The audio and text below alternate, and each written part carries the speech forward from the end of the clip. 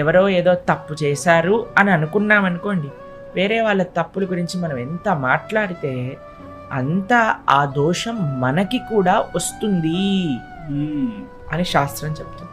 కాబట్టి మనకి ఏ అనవసరమైన విషయం కూడా పట్టించుకోకూడదు.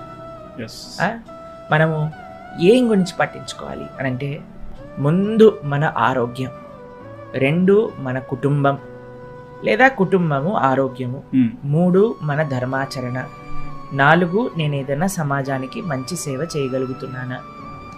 ఈ రకంగా ఈ విషయాలపైన మనం ఫోకస్ పెట్టామనుకోండి, మిగతా ఉన్నాయన్నీ కూడా ఎవరో ఏదో తప్పు చేశారు అని అనుకున్నాం అనుకోండి, వేరే వాళ్ళ తప్పుల గురించి మనం ఎంత మాట్లాడితే అంత ఆ దోషం మనకి కూడా వస్తుంది అని శాస్త్రం చెప్తుంది.